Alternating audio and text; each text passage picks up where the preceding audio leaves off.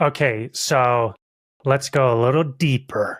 For those of you that have stuck around, are we in the third dimension? Okay, this is how I see it. At least this is how it makes sense to me. Some people might think I'm crazy. I'm really not trying to be like heretical or get beyond the Bible. I'm trying to understand, trying to make sense, try to ask questions. There's nothing wrong with asking questions. And if somebody's like, no, it can't be that because the Bible says this, and I'm like, oh yeah, that makes sense. My bad. I'm gonna go back over here to the Orthodox view. You know, so we know this biblically. We know that there is a spiritual realm, right? Mm-hmm. There is. I mean, Paul talks about, I knew a man that was caught up to the third heaven.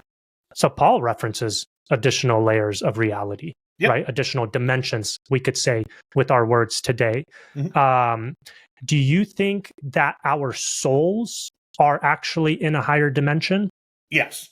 So, and I gotta unpack that some. Yeah, of course.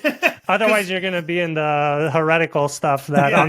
New Agers love this stuff. Like New Agers love to take these things and twist them and turn them into other things. So I actually think, and I don't know. Well, there's a couple different ways to look at it. So we clearly, I mean, if we're Christians, we have to believe that we have a spiritual component to us. For sure. So it really comes down to what is spirituality? Is a spiritual essence or a spiritual, what would you call it, matter? Or is it something wispy and ghostly that kind of doesn't exist? Or is it on the other hand where it's like so super physical that you can't even see it because there's so much physicality to it? And so there's a couple different ways of looking at it like that. I tend towards the super physical side because the way what do you mean by that, super physical, that we can't even see it? Let me explain, because sure. So if it was more the ghostly wispy side, and if we accept that dimensions exist and everything that we've talked about so far exists, well, is our soul two-dimensional? Is it one-dimensional? I don't think so. But when we see these, like, it would be like this. This actually gets into another one of my books too, so I can talk about this. Sure. It's sort of like this. Imagine flatland. When we imagine that, we imagine squares kind of moving around. Imagine they're actually cubes and they just don't know it. Like, imagine that they're cubes and their two-dimensional physical body, what they would consider their physical body, is actually the part that's in their universe, in Flatland, the part that they recognize. But imagine that they're actually cubes and they just don't know it yet. Now, what kind of makes me lean towards this, I wrote a book called Afterlife. And in that book, I went through like a whole lot of near-death experiences. I don't believe all of them. I believe a few. And I believe that God in his providence gives some people these experiences for reasons that are totally his business, and I'm not going to question them. But again, I don't believe every single one. There's a lot of really dubious ones that I absolutely reject. But there was some there was a couple scientific studies done where they've tested they've asked questions about people that have had these near-death experiences, and what did they see?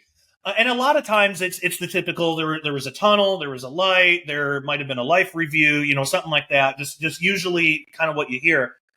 But in a small percentage of some of these people, they describe things that could only be understood if we're actually extra dimensional. And it's like, well, maybe they were making it up. They're laymen. They're like auto mechanics. They're construction workers. Like they're not studying quantum physics. They wouldn't know how to make it up in this way. But right. So one example, there's this guy that I don't, in the study it didn't say what caused the experience, a heart attack, something, who knows.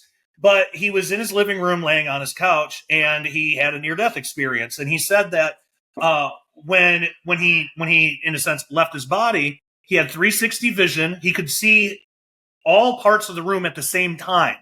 Now imagine what we talked about earlier.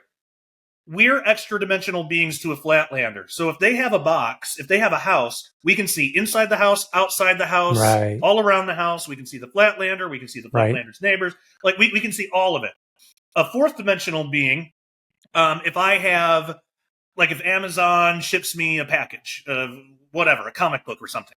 If I have that in the box, I can't see in the box. I can't even see the whole box all at once. If you're in the third dimension. Yeah, if I'm in the third dimension, I can't see the box all at once. I got to turn it around to see all parts of the box. I got to open it to see what's inside.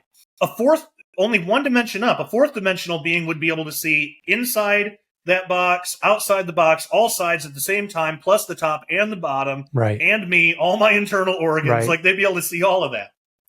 Well, that's what some of these near-death experiences are saying, and they say it in their own words. They're not making it up. They can't be. I mean, there'd be no way for them to know how to do that.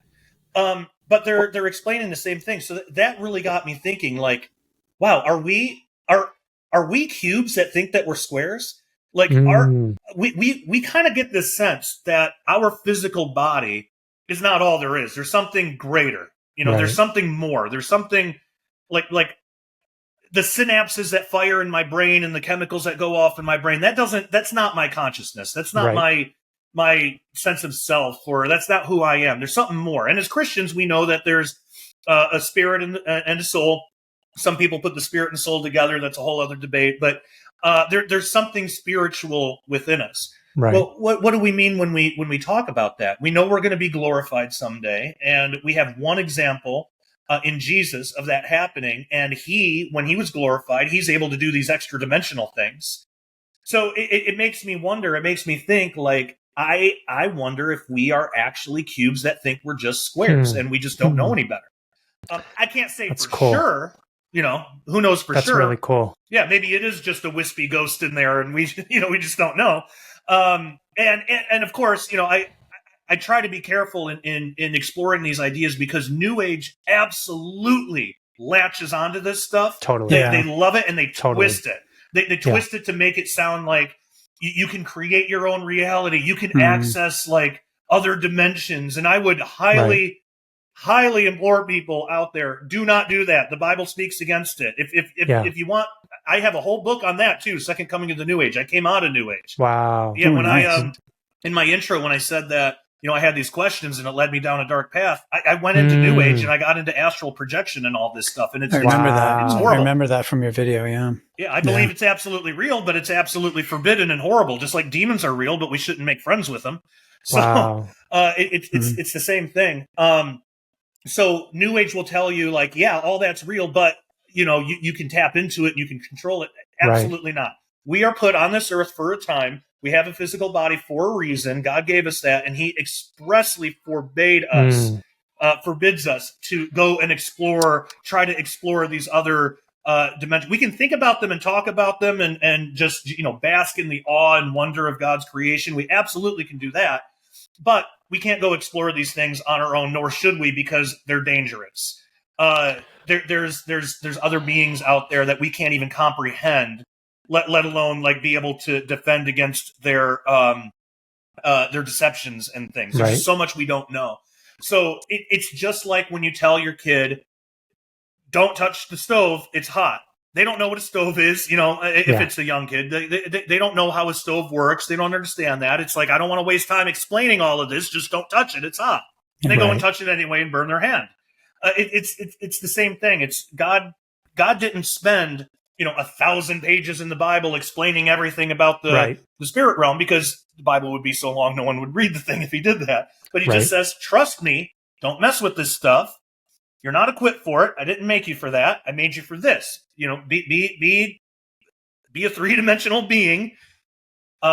Get saved. Spread the gospel. Take the Great Commission seriously. When it's your time, you'll understand everything later. And so I kind of rest in that, and I'm fully that's fully sufficient for me. But the exciting thing is we don't need the experience, because there are actual answers to these questions. So we don't got to go try to search for them on our own through astral projection or remote viewing or DMT or any of these other things. And those things, they might actually be having, and I believe they might actually be having very real encounters. Yeah, I believe it's real. I believe it's real. It's real, just really spiritual. Dangerous. Yeah, that's good. It's real, but real dangerous. Let's go back a little bit.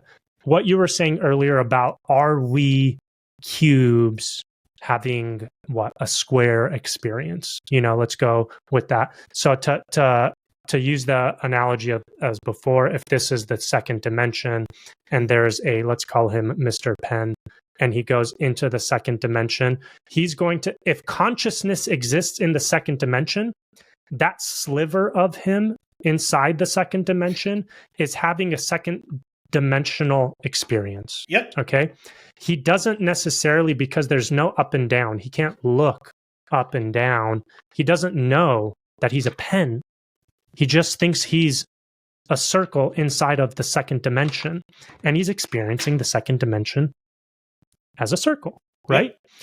And you're saying, and I love it, because I might agree. This is, so far it makes sense. I'm just trying to be logical and fair with the way these things work. And also with what the Bible says, because the Bible says we have a soul. Right. Where's our soul? I don't know. I can't touch it. It's not here. You could open me up. There's no soul. I can't point to it because it's not here. It's not in the third dimension, right? But nevertheless, the Bible and literally every other religion in the world also says that there's a spiritual component to humans, right? Mm-hmm. Even Rogan says that we might be souls, kind of like what you're saying right now. We might be souls having a human experience. Mm. And in this dimension, the way I see it is, in this dimension, this is what consciousness looks like. It looks like us, okay? Thinking, making decisions, having free will, having the ability to connect with the spiritual or the supernatural and Jesus, things like that. That's only possible with this body, this brain. This is what it looks like here. This is how God created it. This is what consciousness and experience looks like in the third dimension. In a higher dimension, consciousness, will, experience, relationship looks like something else. It's called the angelic. It's called the demonic. It's called, those are the words that God gave us for that. But if our soul is experiencing this dimension, this is the only thing it can look like. Mm-hmm. You know what I mean? So if we are the cubes, if our souls are cubes, if our natural state or our true state is the cube, but we exist in this dimension, this is what our experiences is gonna look like. And we can't look outside into the spiritual realm and be like, oh my gosh, I'm a spirit, because we can't get into that realm. We can't access it, because this is another thing in that video about Flatland is, you realize that lower dimensions can't access higher dimensions at will, but higher dimensions can access lower dimensions. Absolutely. You know what I'm saying? And so when Jesus says that he knows when the Bible says he knows every hair on your head, mm-hmm. right? It's kind of like what you were talking about earlier, where God can see, or higher dimensional beings can see into closed spaces or into your body. He knows every hair on your head, literally, because he knows all of that information instantaneously, being outside of this dimension.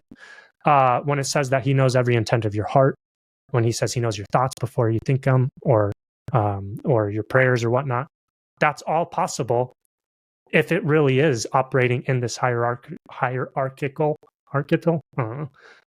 structure of reality. But the New Age does get really weird with it, and so do all the other religions, man. So they're really talking about something real, but the enemy's like deceiving and manipulating and ending somewhere completely false. Yep.